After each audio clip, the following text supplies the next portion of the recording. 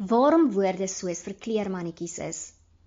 Ek ontvang dikwels taalnavrae waar taalgebruikers vir my vra om 'n woord se woordsoort, die woord se funksie in 'n sin met ander woorde te identifiseer. Die probleem hiermee is dat daar nie 'n 1-tot-1 passing tussen 'n woord en 'n bepaalde woordsoort is nie.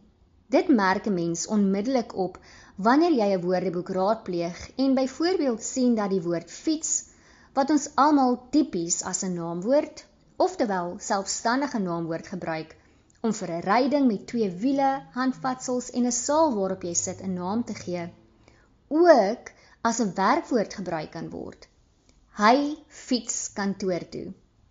My een taalkunde-dosent, Dr. Ria van der Berg, het op universiteit tydens woordsoortonderrig verduidelik dat woorde daarom soos verkleurmannetjies is.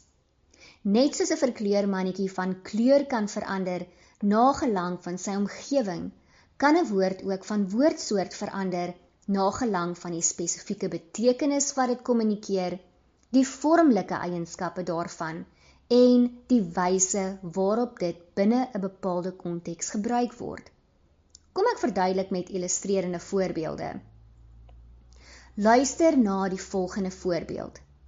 Hy skink vir hulle wyn. Hier gee wyn 'n naam vir 'n konkrete saak. 'n Saak wat met ander woorde in die werklikheid bestaan en gesien en geproe kan word. As ons sê, hy skink vir hulle wyn, is die wyn wat die persoon skink nie telbaar of repliseerbaar nie. Dit wil sê, dit kan nie 2 of meer word nie. Dit kan net meer of minder word. Dit is uitsetbaar.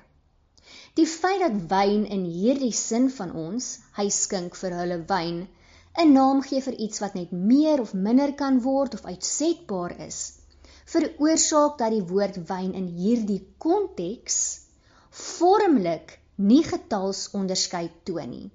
Dit toon nie die onderskeid tussen enkelvoud en meervoud nie, en ook nie saam met woordsoorte soos die onbepaalde lidwoord of bepaalde hooftelwoorde, wat albei met telbaarheid geassosieer word, gebruik sal word nie. In die konteks is wyn op grond van sy betekenis, vorm en gebruik daarom 'n massanaamwoord, oftewel massanaam soos dit op skoolvlak bekend staan.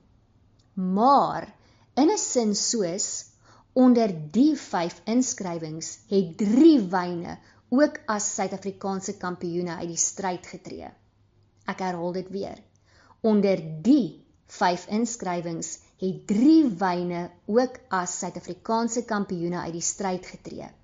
Is die konteks waarin wyn gebruik word nou anders? Hoewel dit op betekenisvlak steeds 'n naam gee vir iets wat ons met ons sintuie kan waarneem, is hierdie saak nie meer uitsetbaar nie, maar eerder telbaar of repliseerbaar. Dit kan 2 of meer word.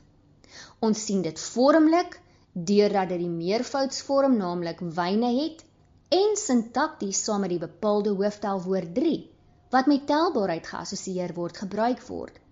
In die konteks is wyne op grond van sy betekenis, vorm en gebruik daarom 'n soortnaamwoord, oftewel soortnaam soos dit op skoolvlak bekend staan. Soos die verkleermannetjie waarna ek vroeër verwys het dieselfde woord nou in 'n ander omgewing 'n ander kleur aangeneem.